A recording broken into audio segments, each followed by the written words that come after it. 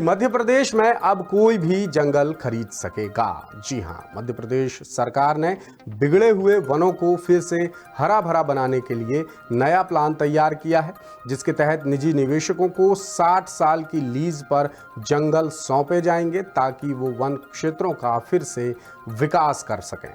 सरकार का दावा है कि इस प्लान से जलाऊ लकड़ी, इमारती लकड़ी, औषधीय पौधों और कार्बन क्रेडिट समेत बाकी वन उत्पादों से अच्छा खासा मुनाफा कमाया जा सकेगा। साथ ही स्थानीय ग्रामीणों को रोजगार भी मिलेगा। जो मुनाफा कमाया जाएगा उसका 50% हिस्सा निवेशकों को, 30% हिस्सा वन विभाग को, वन निगम को और 20% हिस्सा स्थानीय वन समितियों को मिलेगा। यानी एक तरह से सरकार अब जंगलों को निजी हाथों में सौंपने की तैयारी कर रही है। क्या है ये पूरा माजरा, बता रहे हैं भोपाल से द सूत्र के एडिटर रविकांत दीक्षित।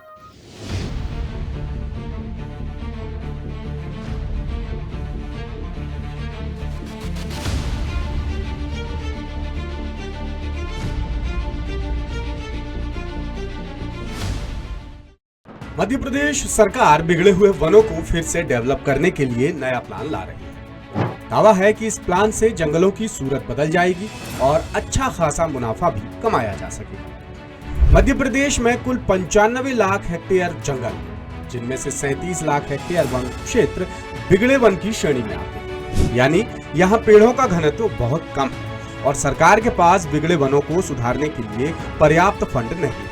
इसलिए प्राइवेट कंपनियों या निवेशकों के जरिए नए प्लान को अमली जामा पहनाने का फैसला किया गया है।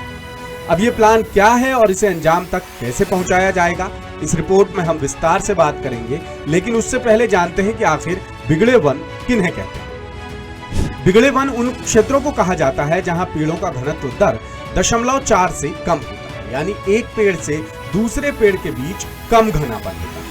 लिहाजा बिगड़े वनों के रीडेवलपमेंट के लिए सरकार जंगलों को निजी हाथों में सौंपने की तैयारी कर रही है। पब्लिक प्राइवेट पार्टनरशिप यानी PPP मॉडल पर जंगलों को 60 साल की लीज पर दिया जाएगा। अब आपको सिलसिलेवार तरीके से जंगलों को सुधारने की सरकार की पहल के बारे में बताते हैं। सबसे पहले कम से कम 10 हेक्टेयर इलाके का चयन किया जाएगा।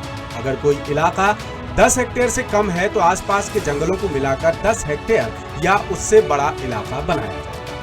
अगर किसी खदान वाली जगह पर पेड़ लगाना संभव नहीं है तो आसपास की उपयुक्त जमीन पर पौधे लगाए जाएंगे। वन विभाग डिजिटल नक्शा बनाएगा ताकि जंगल की मौजूदा स्थिति और सुधार की जरूरतों को समझा जा सके। जंगल के रीडेवलपमेंट से पहले गांव की आम सभा में प्रस्ताव रखा जाएगा। ग्राम सभा की सहमति के बाद ग्रामीणों को पूरी जानकारी देकर योजना लागू की जाएगी। सरकार नए प्लान में स्थानीय वन समितियों को भी शामिल करेगी।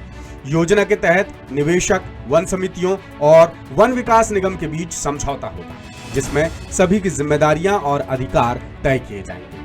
खास बात यह है कि समझौते पर भविष्य में बनने वाले नए नियमों का कोई असर नहीं होगा।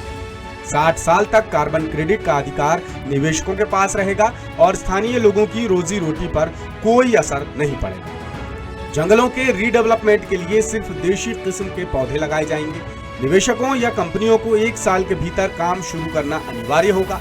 2 साल के भीतर जंगल को दोबारा हरा भरा बनाना होगा, जिसकी निगरानी और मूल्यांकन सभी पक्ष मिलकर करेंगे। कायदे के बाद अब करते हैं फायदे की बात, यानी किसे कितना फायदा। 50% हिस्सा निवेशकों को मिलेगा, 30% हिस्सा सरकार के पास जाएगा और 20% हिस्सा स्थानीय वन समितियों को मिलेगा। इसके अलावा कार्बन क्रेडिट बेचने का अधिकार निवेशकों के पास रहेगा, लेकिन 10% कार्बन क्रेडिट का फायदा ग्राम समितियों को भी मिलेगा। जंगल से मिलने वाले उत्पादों की नीलामी की जाएगी, जिसके जरिए लकड़ी और औषधीय पौधों की बिक्री होगी।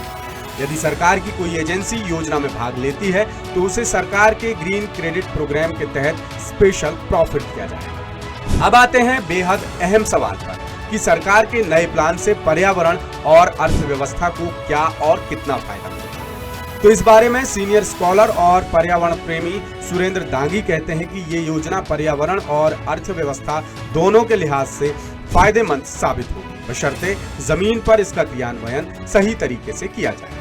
योजना से ग्रामीण क्षेत्र के लोगों को भी फायदा मिलेगा। यानी सरकार की मंशा अच्छी है, लेकिन इसे पूरी प्लानिंग और शिद्दत के साथ जमीन पर उतारना निहायत जरूरी होगा। लेटेस्ट, इन्वेस्टिगेटिव और इन डेप्थ खबरें देखने के लिए ज्वाइन कीजिए द सूत्र का व्हाट्सएप चैनल, सब्सक्राइब कीजिए यूट्यूब चैनल, लाइक कीजिए फेसबुक पेज और पढ़ते रहिए वेबसाइट www.dasudr.com।